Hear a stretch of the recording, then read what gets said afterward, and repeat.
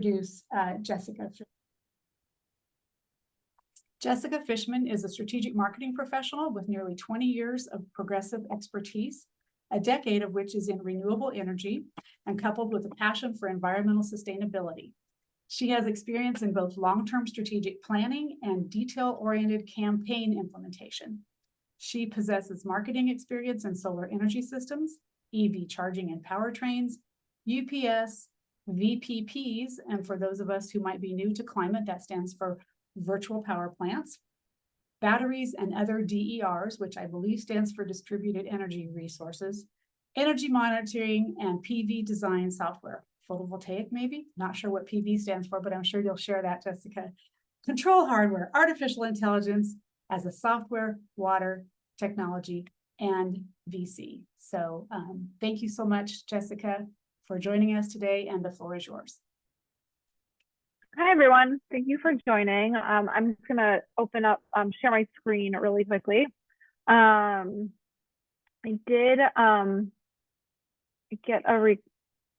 put together a presentation, which for some reason is not showing up when I'm trying to share. Give me one more second. Try one more time. I'm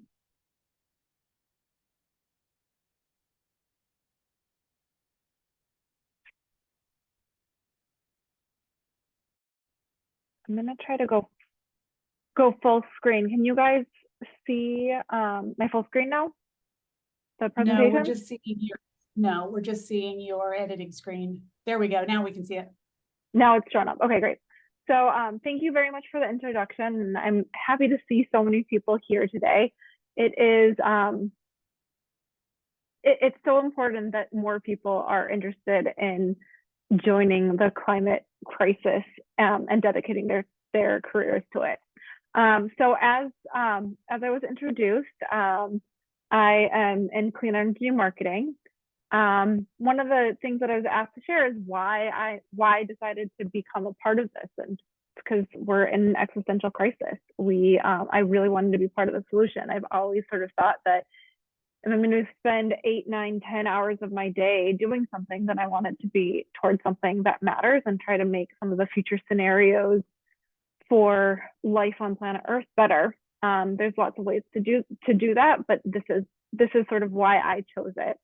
And a little bit about my philosophy, I sort of felt like if I'm going to be stuck in the capitalistic system, then I really want to try to do good for other people. And I felt that, helping the energy transition was one of the best ways to do it. And one of the reasons that I chose the energy sector is because it's one of the biggest areas to impact climate crisis. This is where most of our emissions come from. And that's where the most impact, sorry guys, that was my dog sneezing. That's where some of the biggest impact can come from. Another reason that I specifically like solar is that it's giving power to the people. What does that mean? I don't know if you guys have ever seen this. It's almost like disinformation when talking to people, whether they're advocating for a transition or talking to climate scientists about like, well, why are you still using oil and gas? And it really, to me, it's always felt like a really weird thing to say to people. It's like, well, we're all stuck in this, whether you call it, we're all stuck on the grid or we're all stuck in the matrix of having to rely on oil and gas, on these conglomerates that have sort of forced, whether it's through lobbying or through anti-competitive practices, to keep us dependent on oil and gas. But solar, everybody's able to, whether it's through community solar or whether it's through, putting solar on your roof. When you're able to do that, you are able to escape some of that dependency.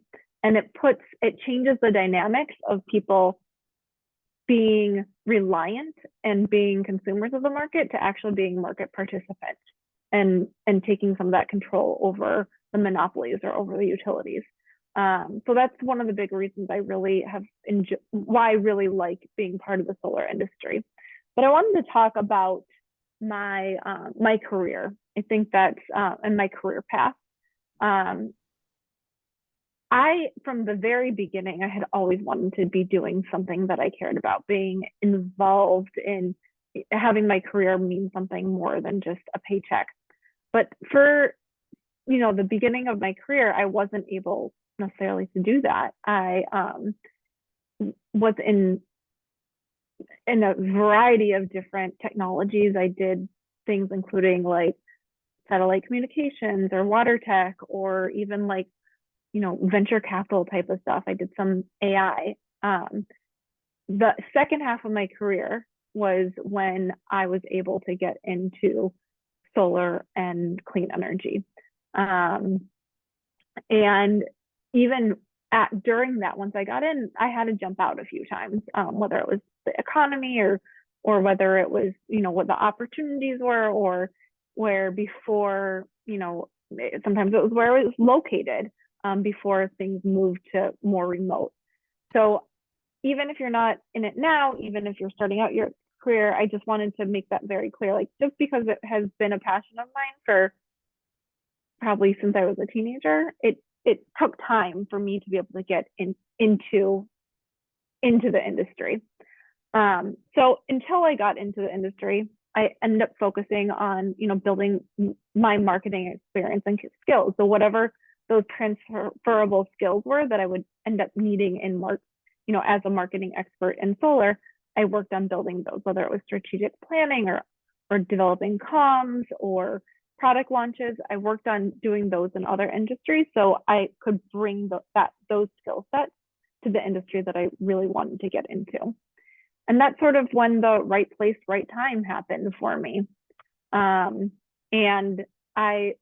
that's when I joined a company called Conergy. And that was my first step into the solar industry business. And it led to sort of a cascading effect in my career, which allowed me to get additional positions, like as I progressed.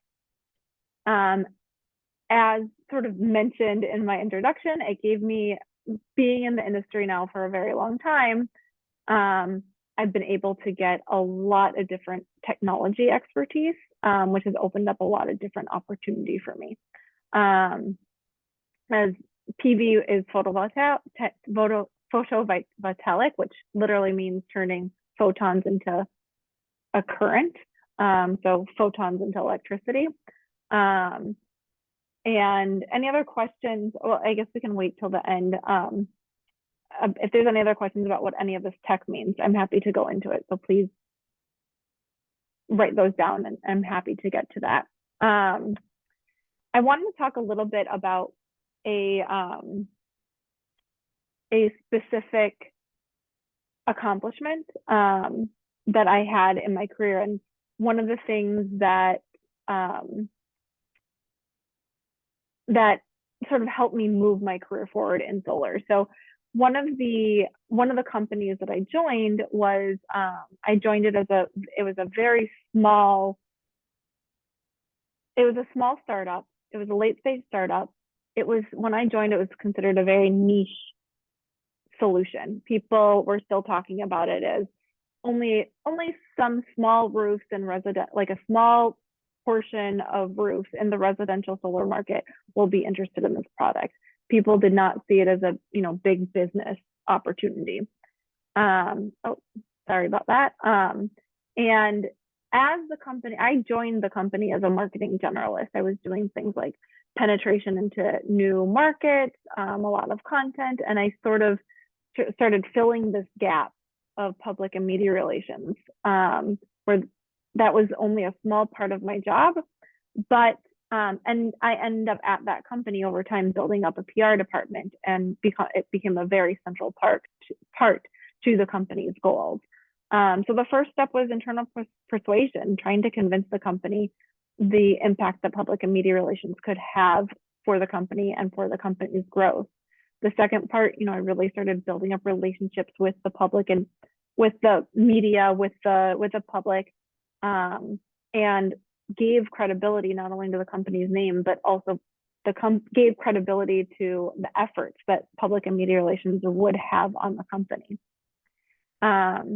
And as the company was growing, that also meant expanding my scope instead of just doing, press releases, but adding on to that, doing thought leadership articles, having social media tied in, doing important product launches and pulling that into a larger media strategy and a larger public relations strategy. And then scaling that up as the company grew, it was going into different regions and different markets and different segments. Instead of only being residential, it went into commercial and industrial and utility, and then eventually reaching top tier media. And I was at the company for about 7 years, so that meant the company was also growing as I was building the PR department. So it went from being about 200-person startup that was trying to reach profitability to, when I left after 7 years, after I'd built up this PR department, to becoming a top industry player. It was a multi-billion-dollar company. It had a global footprint, and it had over 2,000 people. So having that was like one of the big accomplishments that I had in the industry. But I also want to be clear that it was not always a smooth sailing. So there's something called the solar coaster, and there's lots of up and downs in any young industry, but specifically solar, because there's a lot of different dependencies. There's inflation rates, there are interest rates, there are changing support from government, both at the national level and the state level. So I'll give you an example of something that from my career that I also experienced. So, while I was at a company that was a unicorn, I've also been in what happens with a lot of like startups and growing companies, especially in an industry that is going through a lot of change and evolution. Is sometimes they get acquired, sometimes they go out of business, sometimes the business structure or strategy that they have, it no longer works. So in 2010, 2011 was when I joined a company called Conergy. And that was my first step into the solar industry. And I was super excited about it. It was one of the largest global distributors in the world. And just as exciting was that it was moving to trying to move up the supply chain from a distributor to become a manufacturer. And it was looking to become a manufacturer of panels, and also of solar panels, and also of racking equipment for those solar panels. So how those solar panels get attached to the roof or get put on the ground. And both of those are commodities. But the company was trying to create premium for these commodities. At the same time, China had invested a lot of money into their solar segment, and were basically flooding the market with really cheap solar panels.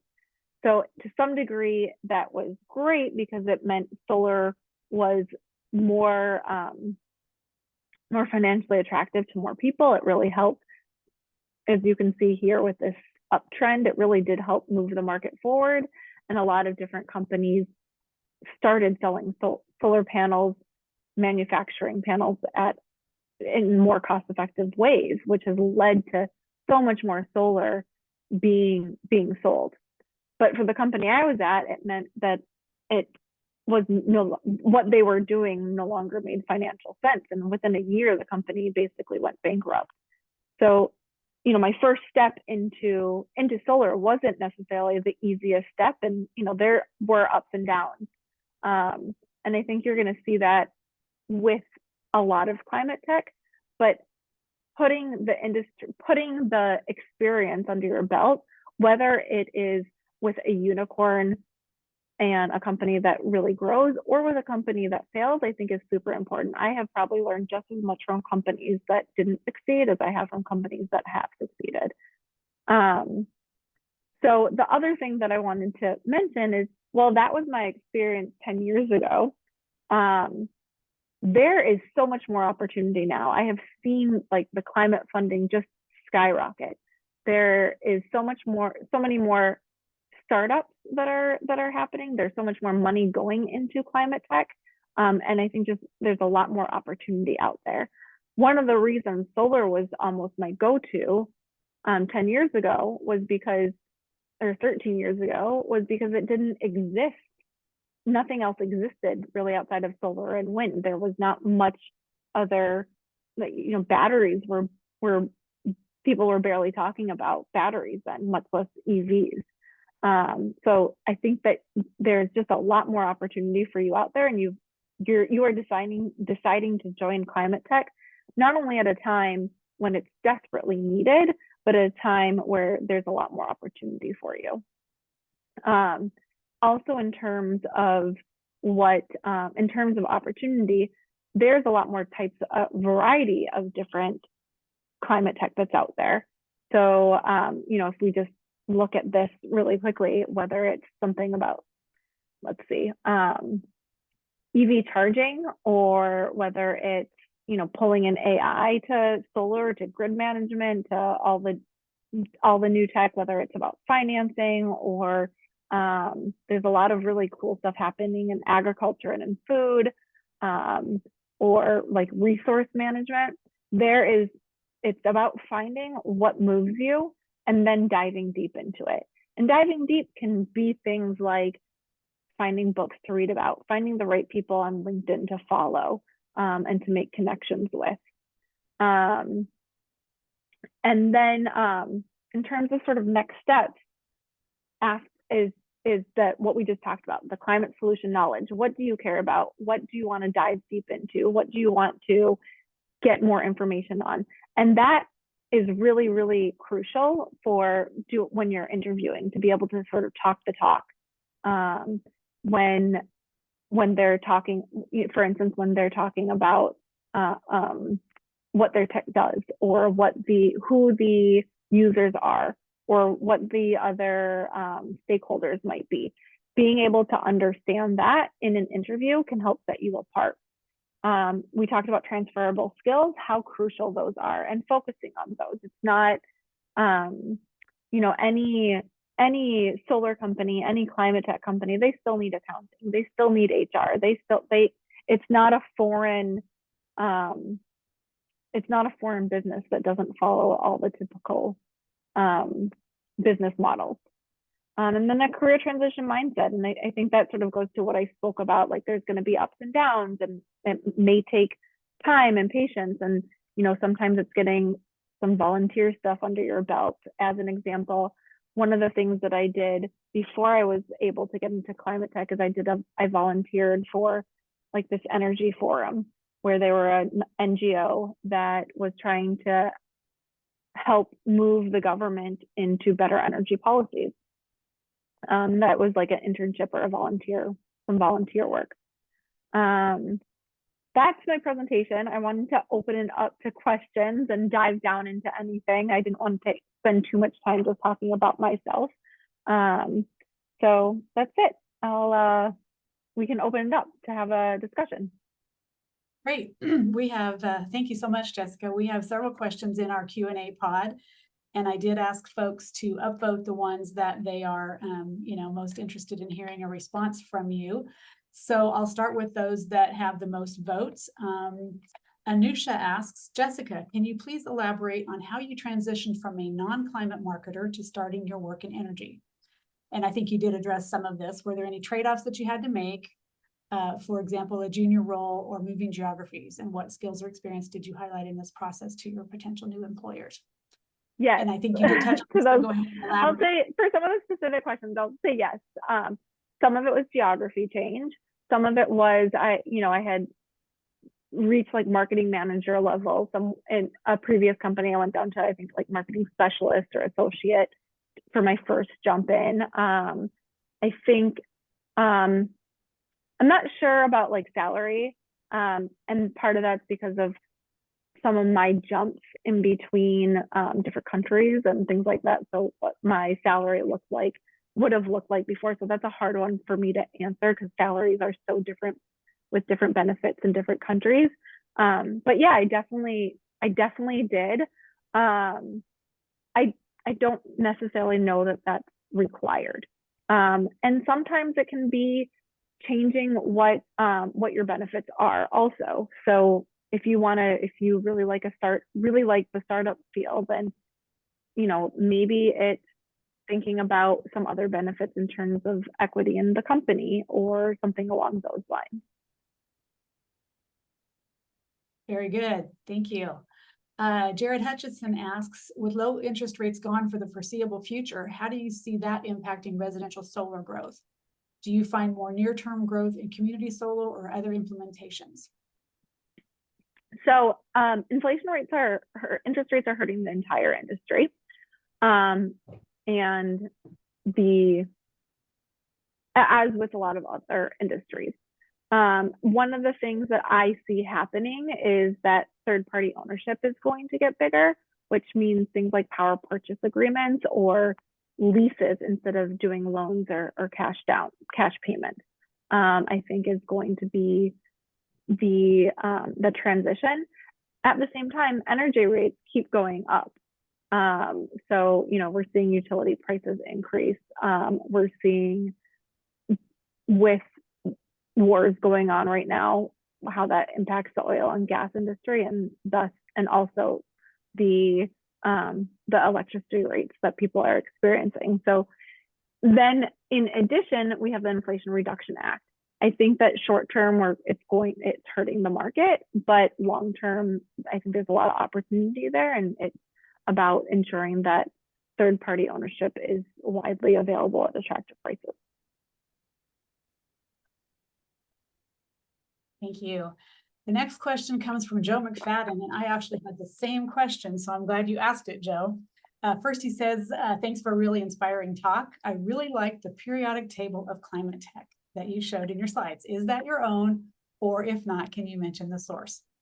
Most of it is not my own. I would say probably 90% of it. I don't remember where I found that. I cannot remember. Search, maybe it's out there through a Google search. Somebody, if you find that, you can put it in the chat. I did reopen the chat primarily for purposes of those of you who don't have a Q&A box to use to ask your questions.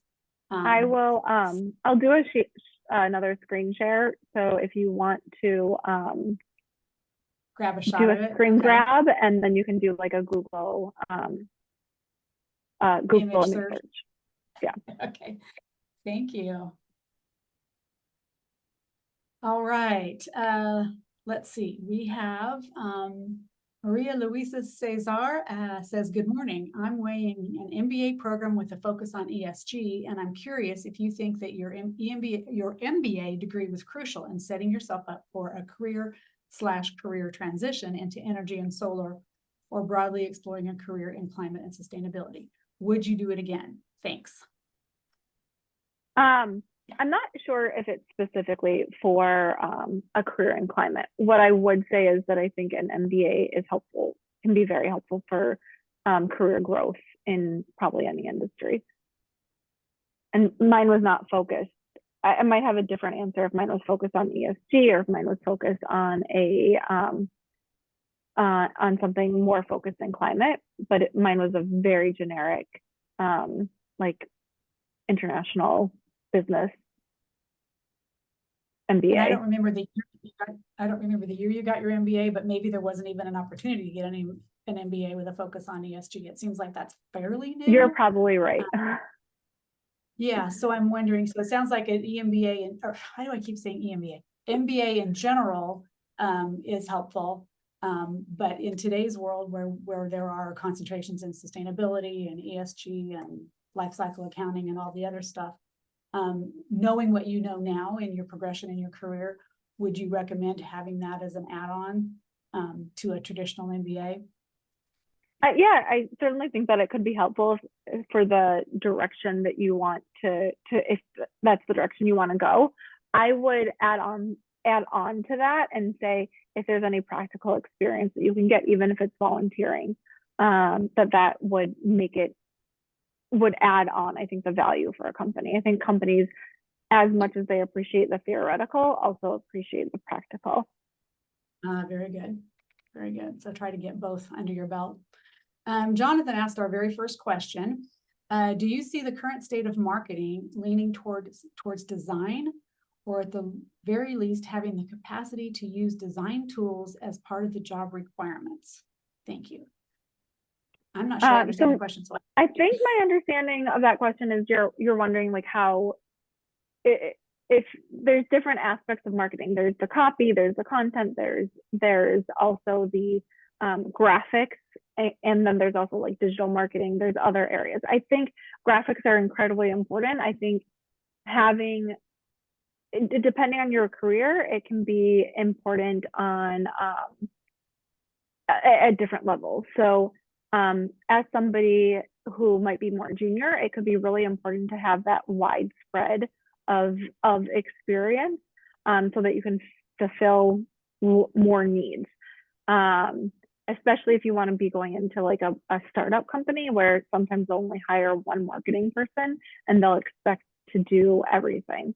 I think with some other like bigger companies that there's more defined roles, but having some graphic experience under your belt, even if you're more content, or as you become more senior, being able to understand what looks good, why things look good, how the way that you place things have more impact, and being able to manage somebody who does graphic design is also important. I think that there is more emphasis on graphics, whether it's like infographics and making things really easy to understand and almost capture something at a glance. That is a skill that's becoming increasingly important. Visual communication, for sure. Okay, the next most upvoted question at the moment is from Ryan. Ryan says, fantastic presentation all around, exclamation point. Where do you see the most opportunity in the EV/electrification space, or at the intersection of renewable energy, for example, solar, and mobility/transportation? Where do you see the most opportunity in the EV electrification space, or at the intersection of renewable energy and mobility/transportation? Did that make sense? It does. I'm not sure if that means like where the industry is going or what type of jobs there are. I can speak a little bit about like where the industry is going. In terms of where I think the industry, I mean, one, we have like e-mobility, right? Transitioning all of our vehicles to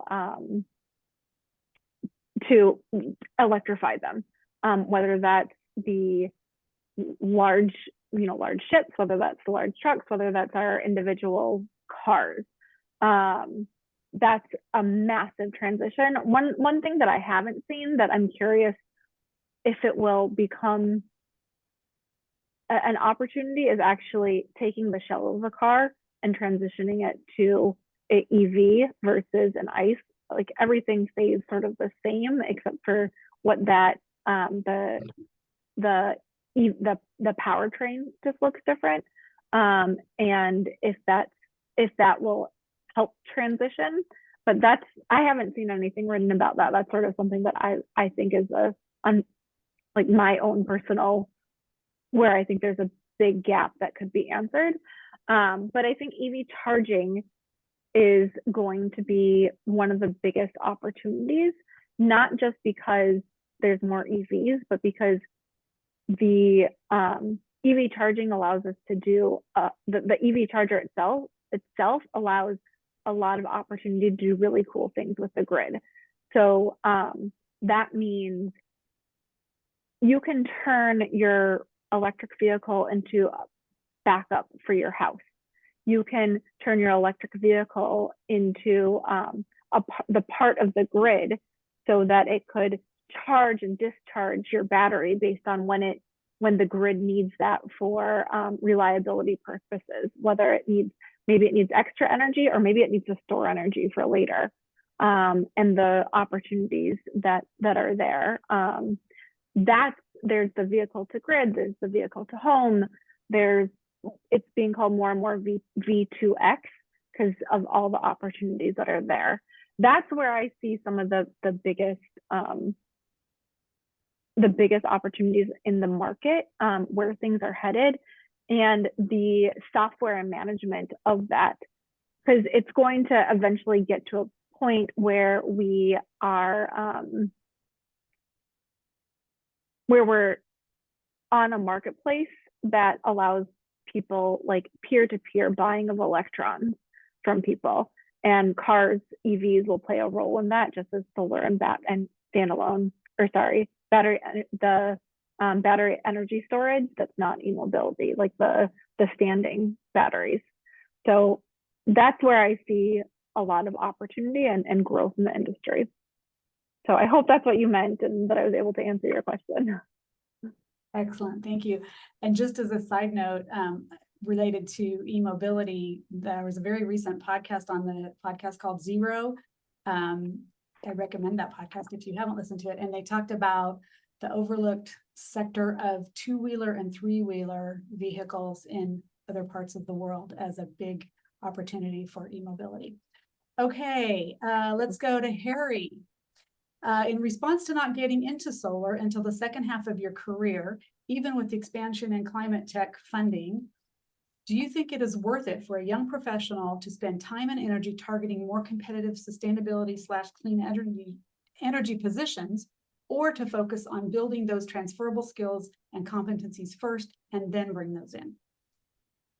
So I sort of don't think this is an either or option. I think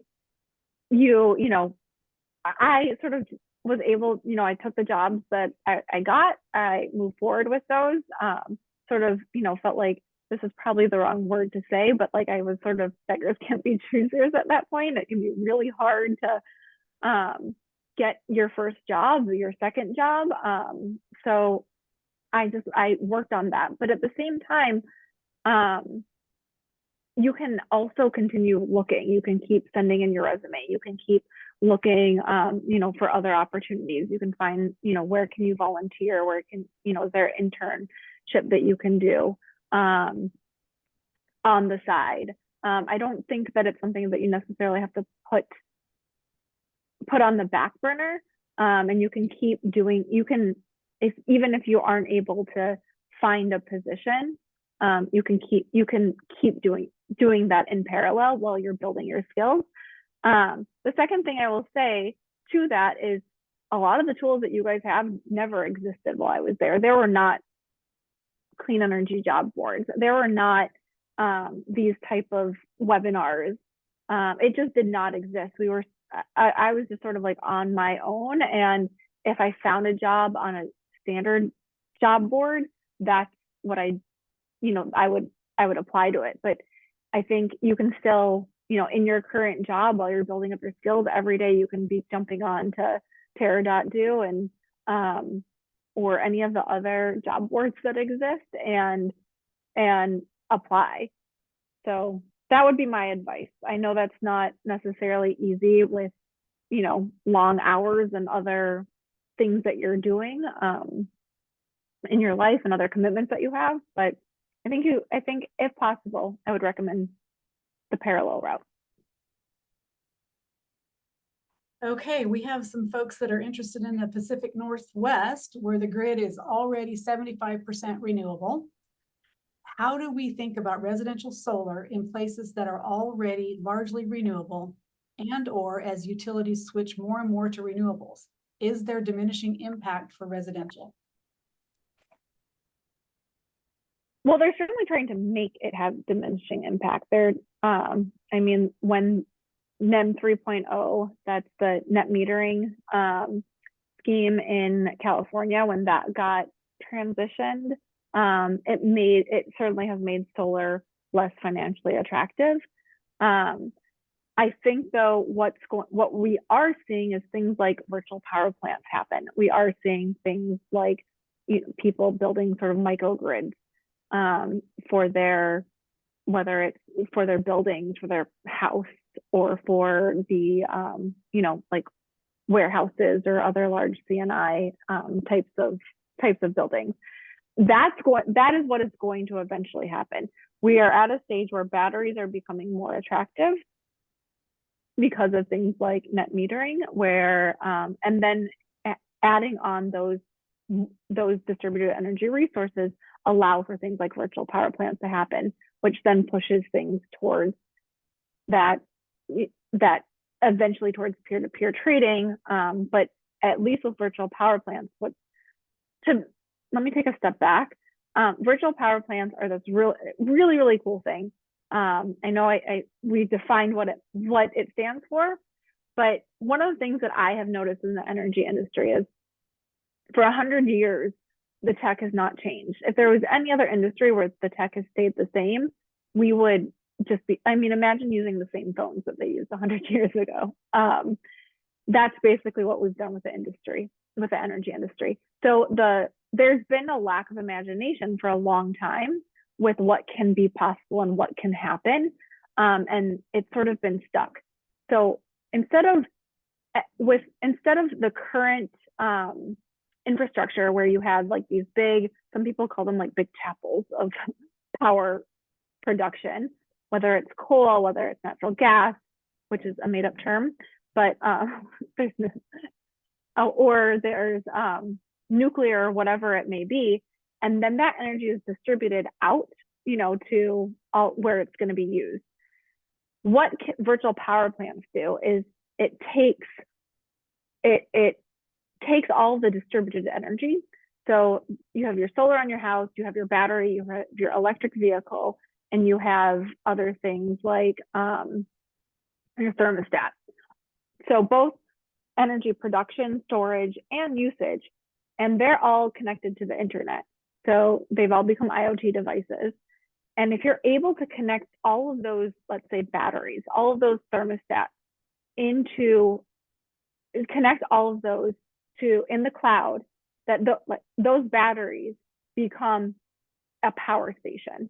So it could be, if you put them all together, it could be a 10 megawatt power station. It could be a 50 megawatt power station. And you can say, I need more, I'm going to need more energy at 1 p.m. The temperature is going to rise a lot at that time. So it's going to tell all those batteries to charge up to be at full capacity at 1 p.m. And then when 1 p.m. hits, those batteries can start putting energy into the grid.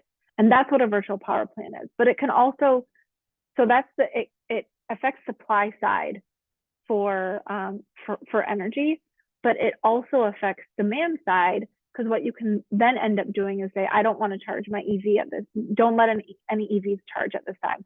We can put people's thermostats down just 1 degree and say, when you're able to do that, it completely changes what the grid looks like.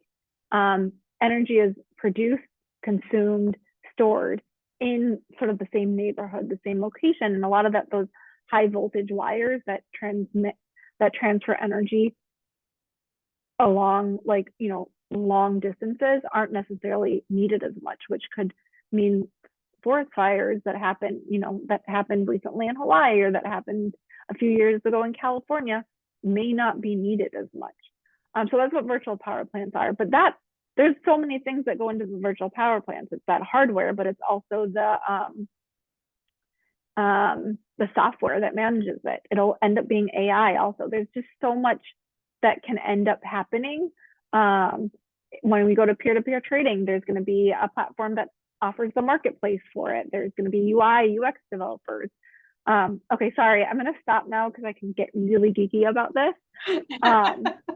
I don't know if I answered the original question. Do you want to go back to it and make sure I did? Oh, I got to scroll here, and you know what? I already dismissed it and was looking on for the next one. It was the one about the Pacific Northwest. I guess if whoever asked it, if you have, it does hurt, but I remember what it was. It does hurt the residential market. There But you I go. think we need to sort of get over this hump, and there'll be more opportunity eventually in the residential market. Especially in peer-to-peer trading, it sounds like.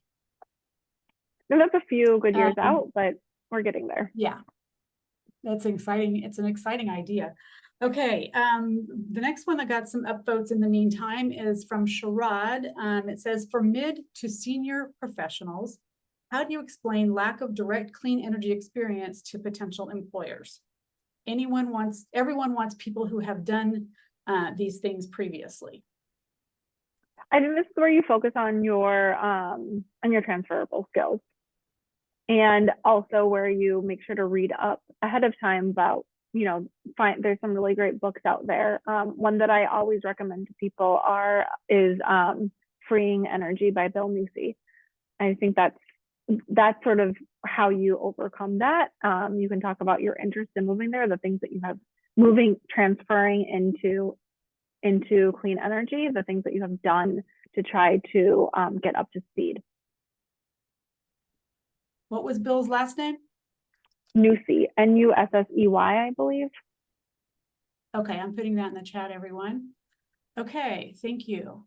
All right, looking for the next most upvoted question, and it looks like that goes to Christy. Thanks for the inspiring talk. In the funding by year bar chart you showed, why the dramatic decline from 21 to 23? Because I think the big decline is that 2023 isn't over yet. And I think that might have only been, I'm not sure if it was like the first quarter or part of the first quarter or part of the first half. Okay. Joe asks, do you think and there are I'll add on likely that interest rates are affecting that. Aha. Makes sense. Joe says, do you think there are any marketing/communication skills that you think are specific to climate jobs? Or is it all about applying transferable skills to this sector? An example I had in mind is whether a marketing professional may need a specialist skill set to make claims for a product without straying into greenwashing. Wow, that's a great question. So I don't think there's any specific skills. I think there is some experience, like understanding your audience, but that's true of any, I think that's true of any industry. You have to understand who your audience is, who the stakeholders are. There's a difference between the decision maker and the user, and knowing the messaging that they care about. The other thing that I think is a transferable skill is the ability to keep asking questions to make sure you understand. As a marketer, one of my philosophies in marketing, I specifically come more from like content communications, is I would rather sound dumb for a second or a minute than be dumb for the rest of my life. If I do not understand a tech, if I don't understand what it does, what it means, then I can't communicate it to the people who will be interested in buying it, or be interested in selling it, or be interested in investing in it. I myself have to truly understand how it works. So that sort of intellectual curiosity to make sure that you are able to understand something. As an example from my past life is, I was at a company that introduced completely new inverter technology. It leveraged something called multi-level processing, or multi-level switching technology and high-powered processing. Unless you're an engineer, an R&D person, you're probably not going to understand what that means. And I just kept asking and asking and asking until I finally understood. And at the end of it, I basically said, "Oh, so you've digitized the inverter process?" They're like, "Oh yeah, that makes sense." And everybody knows what digitization is. So that's, I think, one skill that you bring over from anywhere. I think the one thing that's super important that oftentimes marketers miss in transitioning to climate tech or clean energy is, I'm just going to be very direct about this, is we are still stuck in a capitalist system. It has to make money. It has to make financial sense. People will not, for the most part, people will not buy it if it doesn't make financial sense. One of the best ways to talk about clean energy is it is cheaper in the long run to put solar on your roof than to keep buying it from the utility. I think, and that's not a skill that's specific to clean energy. That's true of a lot of any company for the most part that I can think of. But I think sometimes people forget about it because the reason we want to move into clean tech or to climate tech is because it's about making sure the world is a livable place for us, which should be enough, but it isn't because we're still stuck in capitalism. So I think that would be the one thing that I would say. And the other thing I'll say is there is still greenwashing in some climate tech and clean tech, and understanding what that is can be important for deciding where you want to, what type of company you want to join. So like as an example of that, like my personal choice is I could never join a carbon capture company.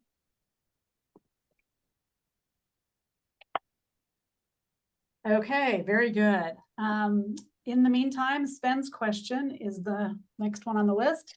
My background is in B2B software companies scaling operations for marketing demand / lead generation and sales teams. Have you come across much opportunity for this functional area of marketing in the solar and energy industry? Yeah, definitely. There's a lot of, most solar companies are B2B companies, you know, throughout the supply chain, whether it's manufacturer, distributor, or even like EPC, the energy procurement construction company, and they definitely need to have digital marketing funnels. They definitely need software for digital marketing. So yes, for sure. In a word, yes. Okay, Jared would like to know, what was one thing you wish you knew before making the transition? Ooh, that's a tough question. I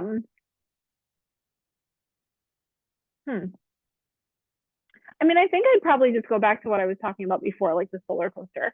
That how businesses, how like an industry that's evolving, what that looks like, how it affects businesses, whether, you know, you'll see mergers and acquisitions, you'll see companies leaving the market, you'll see companies growing strong and like, you know, things moving around a lot. And I think the main reason I'm sort of saying that has more to do with like, you know, I've been through layoffs in the in companies, and it's more of like, hey, this isn't about me, it's about what the industry is going through, and just sort of making sure to internalize that, but also that, you know, things will, there's other opportunities out there. Awesome. Okay. Mark says, thank you for sharing your career and pivot timeline. I'm particularly interested in that pivot point coming from the telecom industry. I'm trying to weigh what is the best way to get the foot in the door of the renewable energy industry, i.e. upskilling in some program or certification and or being willing to take lower level position to gain experience. So I really quickly, I did want to answer, I saw something pop up about the comment I made about carbon capture. I personally do not believe that carbon capture and storage is a viable technology. I think the best way to do it is to let our nature, forests, trees, like stop cutting them down, keep building them up. And I don't think that any of the tech that we have is ever going to be as good as what evolution has done over the past, I don't even know, 10 million, 100 million years. I'm terrible with those numbers. That's why they've been talking about it for carbon capture and storage for 30, 40 years. The tech just is not going to, if people cared about it, they would not be doing it. So that's sort of my explanation around it. I feel like if people like Bill Gates truly cared about it, he'd just buy up the Amazon and preserve it. He has enough money to do it. So that's my personal feelings on it. If you have different experience or understand the tech better, more power to you. Okay, so the question that you had asked was that you read was about moving from The the pivot, I'm trying to find the question again. I think it was about moving from, not from IT, but from telecom into solar or into climate. I mean, I think there's going to be, it depends on how you look at telecom, but I think there's going to be a lot of opportunity with some of the telecom and clean tech, sort of as I mentioned. It may not be direct, but I'm not sure if I'm answering the question exactly as it was laid out. Were you able to find it? Yeah. I'm particularly interested in the pivot point coming from the telecom industry. I'm trying to weigh what is the best way to get the foot in the door of the renewable energy industry, i.e. upskilling in some program or certification and or being willing to take a lower level position to gain experience.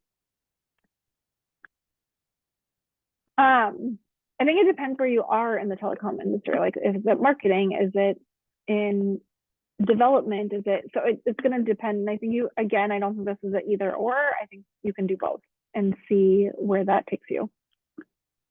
What ends up being the faster path, and which if you're willing to take some, are you looking to move in quickly with the, potentially lower level positions? But still, I still think you can focus on your transferable skills. We have about 4 minutes left, and to the point of transferable skills, you had a really beautiful slide with your skills, and then you had what looked like a little mock slider on there where you were sort of beginner to proficient. I thought that was a really nice way of visualizing one's skill set in a nonverbal, but you can tell that you're a marketer. Like, the visual was awesome. I got it right away, which was much better than trying to read down through your list and say, I'm this, I'm proficient at that, and I'm a big fan of that. So I would love to see that graphic again as well. I want to honor time here. I did ask everyone to stay long enough to complete our poll. I don't know how much time you have, Jessica, but I do want to recognize that we are almost at the top of the hour, and our poll might take a minute. So I think if you can answer one more question in 1 minute, we might come out just about right. So the next one up is, how have changes in the mass media landscape changed your approach to PR? So I don't know if I have a great answer for that. What I will say is I focus more on industry media. And that's been most of my focus for most of my career while I've been in solar. And that has not changed too much. I have been less in the top tier media. I've certainly been in social media. I think the biggest change is I don't put any resources into Twitter. Would be one of the biggest recent changes. And I think Facebook probably there's a little bit less impact, and we'll see what happens with Threads. Okay, and with that, we're just about at the top of the hour. I'm going to go ahead and launch the poll. And while I do that, Jessica, if you could let me know what your availability is. We have 2 more unanswered questions, it looks like. Check to see if I have a meeting right after this that I have to hop to. Okay. I think one of the I just do want to get in before it ends is, like, also feel free to reach out to me on LinkedIn. Feel free to connect with me. I'd love to hear and see where you end up, where you're going. I tend to be very active on LinkedIn, sharing news stories and things like that, or just information about the industry. I have another few minutes. Okay, thank you so much for that offer to connect on LinkedIn. While people are filling out the poll, it looks like we've got some of you have finished it, but we need a few more answers. Okay, so Amit asks, how have you seen the IRA helping with the solar transition? Is it enough, and will it continue for the long term?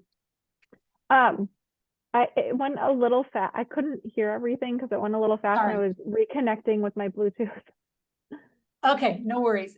How have you seen the IRA helping with the solar transition?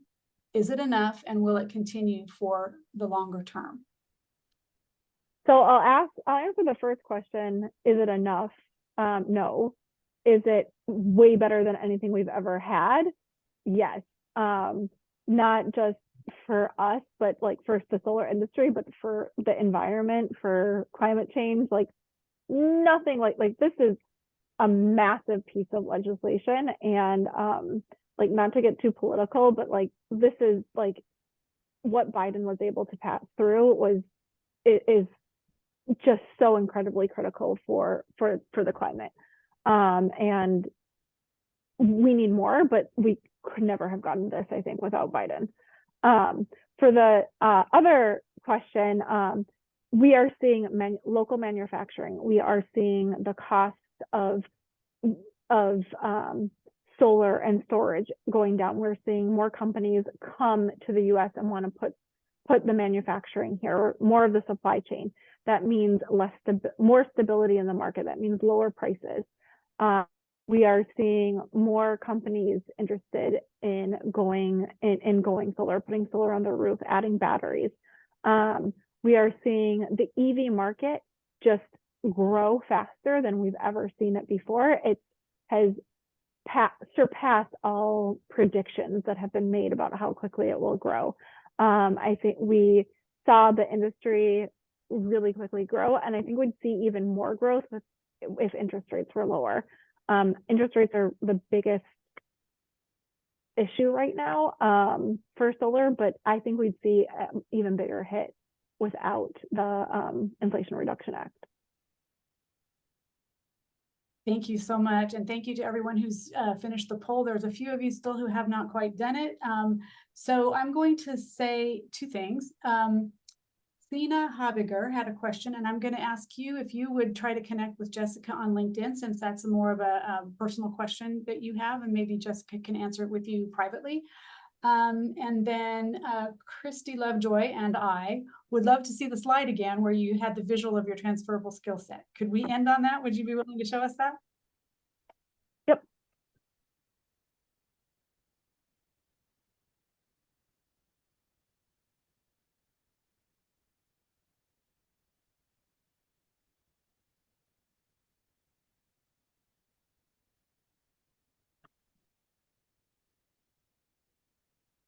So just some background on this, both this slide and the previous slide, like this slide. This is actually, this slide and this other slide are part of my, I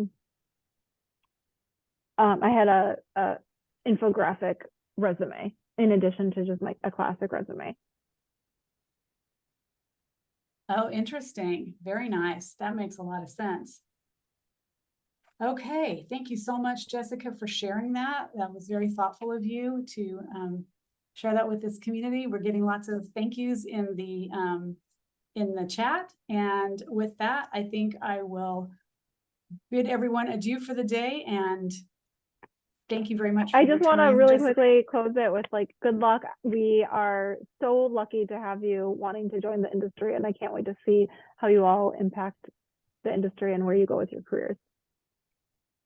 Thank you so much. And thank you for the offer to connect on LinkedIn. I'm sure you'll have a lot of invitations coming up quickly. So best wishes to all of you in your climate transition journey. Thank you so much for joining this Terra event, and we hope to see you at a Terra event in the future. Take care, everyone.